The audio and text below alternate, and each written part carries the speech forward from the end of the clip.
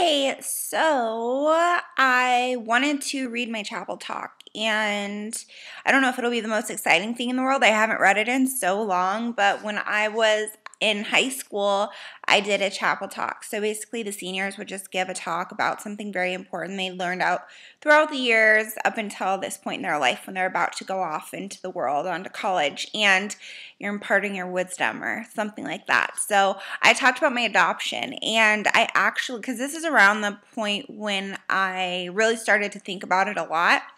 So I actually got my birth mom to go. My parents flew her in, got her a hotel. My birth dad came because he didn't live very far away, some of his family, and my mom and dad. So I had my birth parents and my parents all in the same room. I think it was the first time since like the day I was born, which was a big deal to me, and I was super happy. So just paint the scene. Here I am up on a podium in this chapel with, I don't know, maybe 100 high school kids, and then my family, my birth parents, and my parents. So I just wanted to read this. I don't even know. I'll see what it's like. I think it was like, I think I was going like a little nuts at the time. I was a little off my rocker. So I think it says some pretty weird things, but let's see what it says. Okay. I'm adopted. There tends to be a generalization that adoptions occur only when parents don't love their child anymore, so they give it away. My entire life, I've known that this was not a factor in my adoption story. I had an open adoption, meaning that my biological parents wanted to keep in contact with me. So I figured they must have loved me. And then, of course, my adoptive parents had to love me because they chose me, and how could someone not love something that they chose? From the time I was a sun-kissed little girl in a baby pink tutu, this knowledge of love from two sets of parents had always kept me strong and confident. Because of my confidence, there has always been a few facts that I've never hesitated to tell anyone. That I was adopted, that I never lived with my biological parents. I know my biological parents. I was never in an orphanage or foster home, and that it is my adoptive parents who I consider to be my mom and dad. For the majority of my life, these facts were enough to satisfy all the questions I ever received regarding my adoption, and to convince myself that I was completely comfortable with the fact that I had, in essence, been given up. In reality, knowing that the first day of my life I was rejected by a woman who I'd been so dependently connected to for 9 months, and by a man who was by her side the entire time, was the scariest piece of my life's puzzle I had ever had to handle. So handle it, I did not.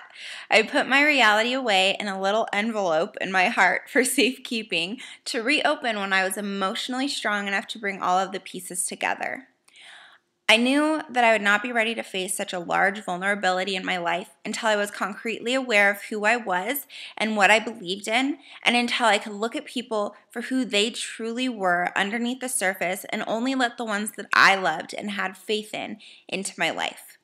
The time for the grand opening of my heart's little envelope came just this past summer, sometime after my 17th birthday. This was in like 2007. Initially, it was my birth parents that I had questions about. My father, Jamal, is a movie maker, artist, lover of all things peaceful. When I was a little girl, he stood as the epitome of perfection in my eyes. Jamal could do no wrong. The first time I fell in love, he was more supportive than anyone. And when my heart fell to pieces, he was the one who could cure my insanity. My perplexity with him was one that not even I could see for quite some time, but I see it clearly now. The word father is often used to describe Jamal. When his friends or members of his side of the family are talking to me, I always hear, "You're definitely your father's daughter." I've been repeatedly taken aback by this use of words. I still am. I know that through nature I'm his daughter and he's my father, but handing him the title of father, I feel gives him undue credit. By blood, we are bonded. By love and understanding, we're connected. But for reasons unknown to me, he did not stay by my side and raise me to be who I am today. He didn't drive me to dance every night of the week, take me to the doctor's office, teach me to drive, take the brunt of my bad moods, make sure I ate all of my vegetables, watch me cry over multiple friends' deaths, or watch my first steps. I feel that the relationship we have is one that has not yet been named. Because there is no name, it is difficult to define his place in my life, and without definition, there could be no permanence. So, with Jamal, my heart is always saying, what does it feel like to give away? Oh, what does it feel like to give me away, yet stay so active in my life? I appreciate it. Just please don't leave me again. As for the second most detached part of this puzzle, my birth mother. I'm going to change her name. My birth mother, Mary. I've always known who Mary was. From the time I was about 7, I only remember seeing her about every 2 years. Our visits were full of movies and museums and rollerblading in Central Park, but still haven't developed into talks about my adoption, which I think places a barrier between us that once broken will allow us to become much more connected on a friendship level. Yeah, so, I mean, this kind of happened, but I'm still kind of waiting for that to happen 5 or 6 years later.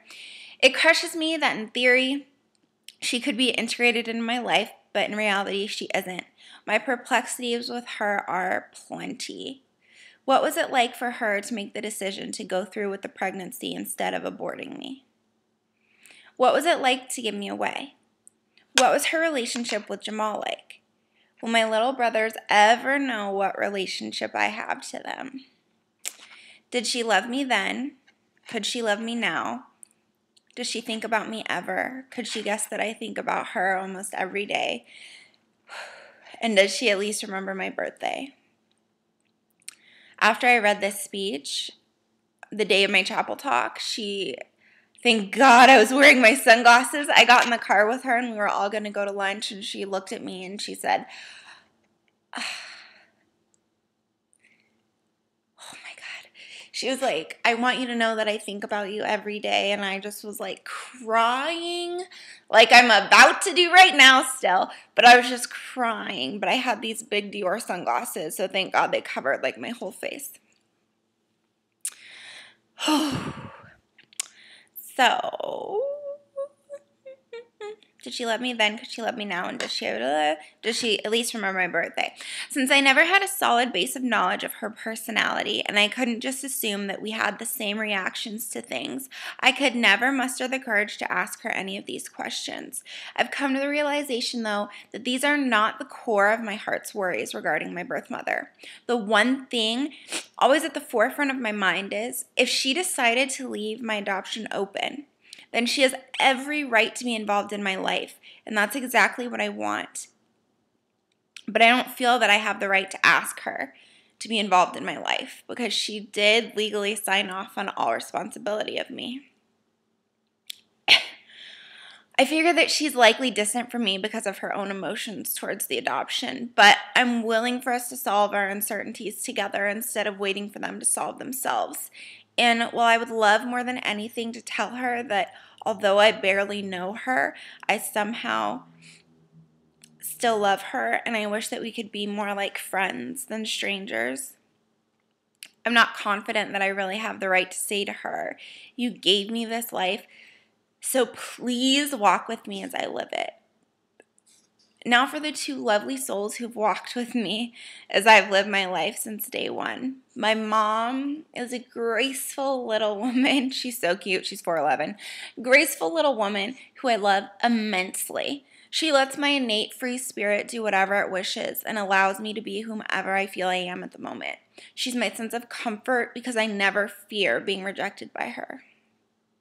My dad is the authoritarian. His nurture will forever battle my nature. But because he's so involved in planning everything out for me and has always put all of his love and energy into making my life wholesome, I see him as my personal cheerleader. Despite my undying love for them both, I've always had a slight resentment. Oh my gosh, this is crazy. Maybe not a resentment, maybe, I don't know, a disconnect, but I said resentment at the time. I've always had a slight resentment toward them for not being, by definition, my real parents.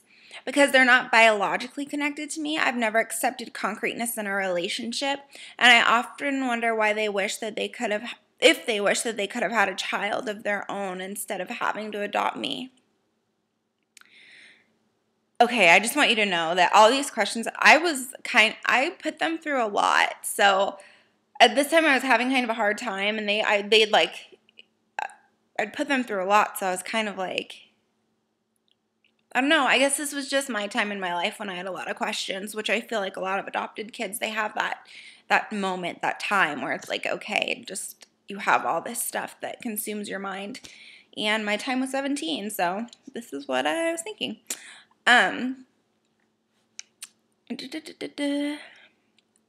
Because they're together, I think that there could be secrets that are being kept just between the two of them and disclosed from me. The most prominent secret I wonder about is what they feel towards me. Have they ever wished they could give me back or trade me in? Have they sensed the struggle to feel entirely connected to me as I have to them? What went into their decision to adopt a child, and what were their initial feelings surrounding my adoption? I know that they love me, but are they okay with the fact that they'll never be able to change who I am? Yes, they are. They are. Okay, weird. I have something in my life that I get to work to understand on my own, and I still do. While my adoption poses many questions for me to answer and times really pull at my heart, I love that it's part of my life. Figuring out its complexity helps me to figure out who I am, and therefore helps me grow greatly as a person so I can be the me that I want to be. So that was my chapel talk. I know it's a little long, but it meant a lot to me. It was a time when I really had so many questions about my adoption. It was really the time that really catapulted me researching adoption and thinking about it so much. I've thought about it probably every day since I've had the brain capacity to think about it, but this is when I really started having kind of deeper questions, and most of those I did get answered. I think pretty much all of them. Regarding my birth mom, we're still really building our relationship, but I love her, It's just an innate type of thing. But my parents and I, we've grown so much. Not that we had a strong relationship then, but when you're like not a troubled teen, like going through terrible things, but all teens kind of have a rebellious stage. A lot of teens do. So I totally resolved those issues. I have no feel of disconnect from them at all. Like they're my everything. So, but thanks for listening to that talk. I haven't read it in so long. But yeah, that's that. So that was a hanger.